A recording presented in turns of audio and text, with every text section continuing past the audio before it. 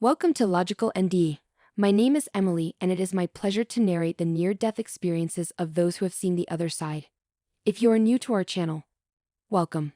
For our regular viewers, please sit back and enjoy today's episode. Hello, my name is Betty Guadagno.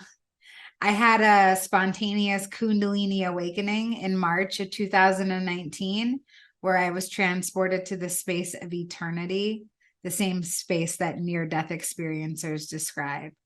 So I'm going to take you through what my near-death-like experience was, and I'm going to paint a picture of who I was before and talk to you about the transformation that's taken place in my life since. So just to paint a picture of who I was before my experience, I was a drug addict. I was a sex worker. I was completely impoverished. My whole life was depravity, depression, darkness, and I had been that way for over 20 years. I endured a lot of trauma as a small child, sexual, verbal, physical, and I had parents that were both addicts. In 2007, my parents made a decision to stop using drugs, and they did that by committing suicide with one another. I was 23 when that happened. My sister was 18. We found them. They left notes. They were very brief. They didn't really explain much, but my parents were in the throes of addiction. And that death, yeah, there's just really no words for what something like that is like. But I will just say this, that after my parents died, drugs became my parents. Any sort of substance, alcohol, men, food, anything that I could get my hands on to just not feel and to come out of myself, I used. So my near-death-like experience was a result of an overdose of drugs. I overdosed on hallucinogens, and I was transported to the space of eternity in a non-physical realm, in blinding white light, enveloped in unconditional love. And in this experience, I was taken through my pre-birth planning. So when I entered the space of eternity, there was something physically going on in my body. I didn't actually die, so I could still perceive what was happening to my body. And today I have some language for it. And what I was experiencing was a Kundalini awakening. And if you don't know what Kundalini energy is, that's okay. Neither did I. So Kundalini energy is described as life force energy. Some people call it receiving the Holy Spirit. And we have a chakra system inside of our body. And in my experience, all of my chakras were getting blasted open all at once. They had never been activated, never been awoken before. And so there was this surge of energy going up and down my body. It was actually causing me to pee myself. So half of my awakening was spent on the toilet, which is a funny sentence to say. But as my third eye and my crown opened up, it was like my spirit shot out of my body. Now, at the time of my experience, I was a devout, militant atheist. I did not believe in spirituality. I didn't believe in anything more. My life was darkness and trauma and tragedy. And so that's all that I had faith in, because that's all that I had experienced. I had some masculine voices guide me through my experience. My father's voice presented itself to me. Some other masculine voices from my life. Everybody sort of morphed into one voice at a certain point in the experience. And I journeyed my way into heaven. And I was presented with a table of beings, and they had a book, and they were thumbing through the book, and they told me that I wasn't finished yet. But the feeling of being in eternity, it was this intense feeling of reunion and this feeling of being home. You know, I thought I knew what home was. Home is where you lay your head, but this was a feeling of home that I've never experienced before. And as these beings were telling me that I wasn't finished going through this book yet, I was completely combative. And I was like, oh no, I'm finished. I'm going to stay here. I'm home. I'm so happy to be here. And they told me that I was a spiritual soldier, that I went to Earth with a mission and a purpose, and that I hadn't completed it yet. And so I had to go back. And again, I was totally dismissive. I said, listen, guys, I'm going to grab my PJs and a bowl of popcorn. I'm going to watch the show from up here. I'm not interested in carrying out the rest of the mission. And they said, nope, you're here to help assist the collective in awakening from a level of third dimensional thinking to fifth dimensional being. And we need you back on Earth. They said the first half of my life was like boot camp. And the second half of my life would be carrying out the mission. And so they showed me my pre-birth planning so that I could be downloaded with the scene of when and why I chose my life. And so the way that it looked to me was like a video game. And I saw myself in what appeared to be a grocery store with a man. He was wearing a plaid blazer and a fedora. And he said, okay, pick your life. And there was all these cereal boxes on the shelves. And every cereal box had an experience on it. And I could see myself as this soul. And I said, okay, we're going to Earth. We're going on our mission. Let's do it. And I start grabbing all of these experiences off of the shelves. Sexual trauma, emotional trauma, physical abuse, situations where I would be the abuser in other people's stories, addiction, poverty, degradation, dereliction.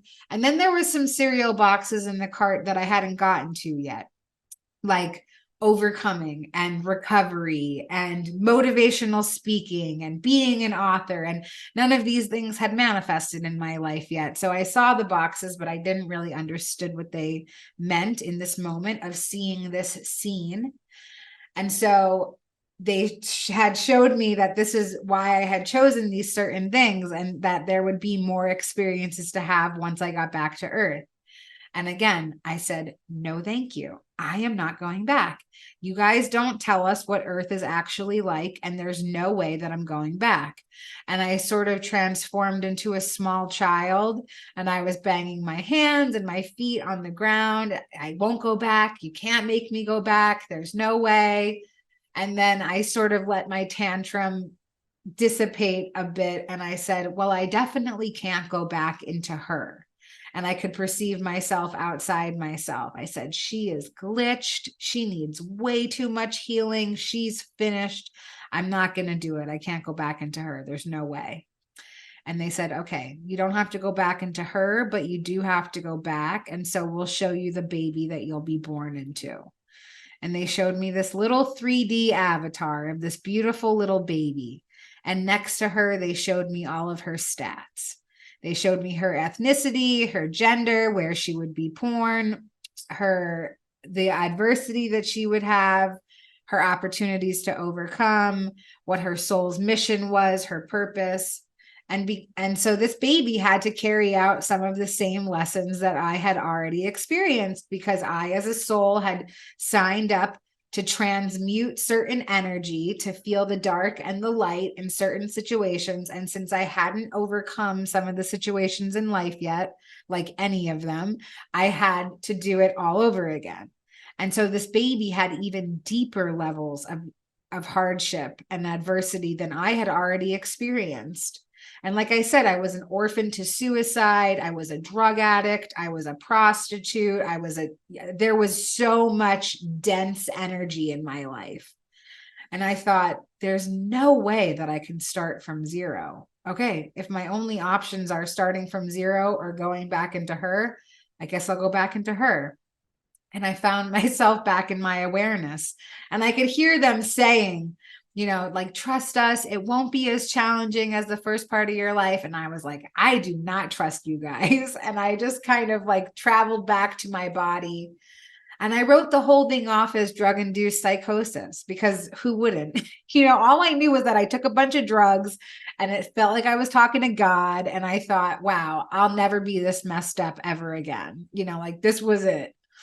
And then the universe stepped in, source, the divine, the creator, stepped in this very loud, tangible way to get me onto a different path.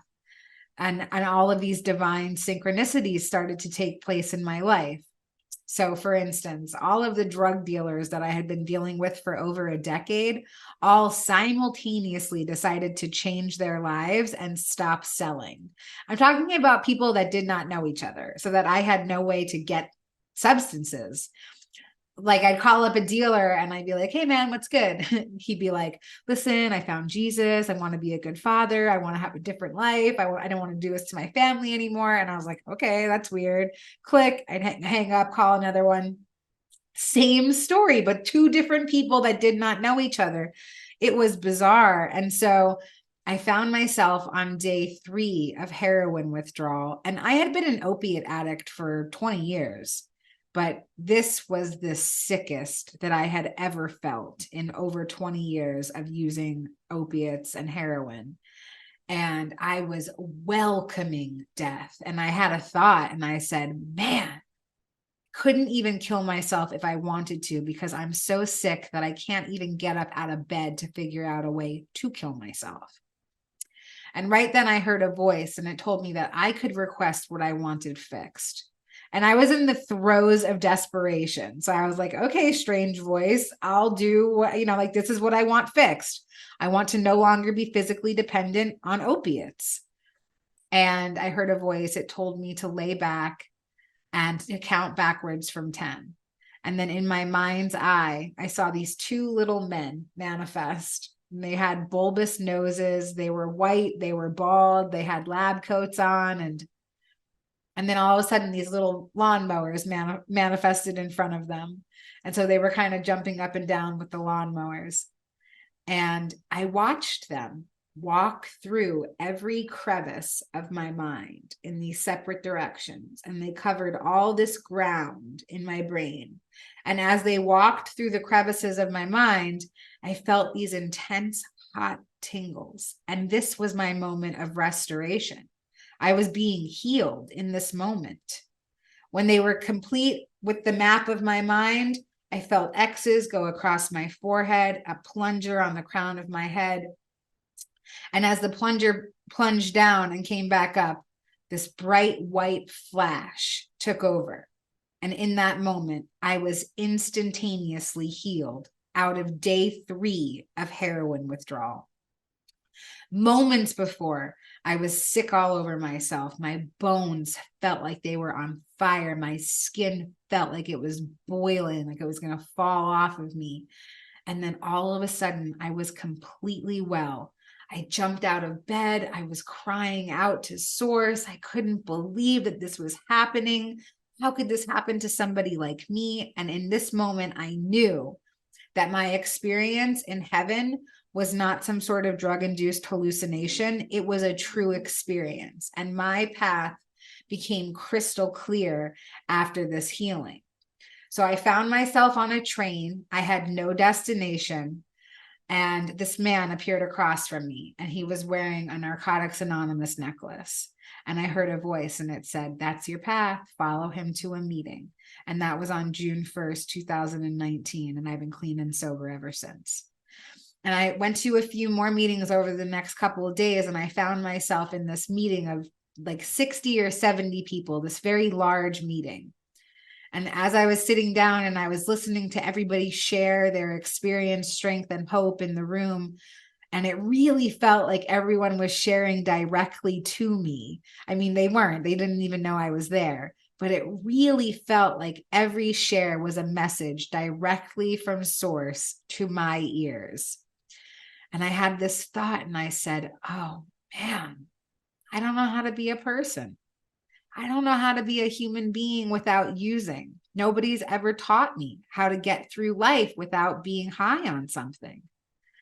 And in this moment, I heard a voice again, and it told me to turn my head to the right. And I realized that sitting 2 seats away from me was the program director of a long-term therapeutic community, a long-term rehab here in Brooklyn, where I live. And I just had a thought that I didn't know how to be a person. And then I find myself sitting right next to a woman whose life's purpose, passion, and profession is teaching women how to be women again after the use of drugs and alcohol. And I knew that it was a divine sign, but I didn't know how to ask her for help. My brain kept telling me that I wasn't built that way, that we don't ask for help. We just deal with our life as it happens. And so I knew that I needed to stop listening to that voice and to pay attention to the very soft whisper of the gentle voice. And so the whole meeting, I'm like psyching myself up. I'm like punching the air. I'm like doing all these flips in my mind. And I'm like, you can do this. You can talk to this woman. You can ask for help. You can have a new life. You deserve it.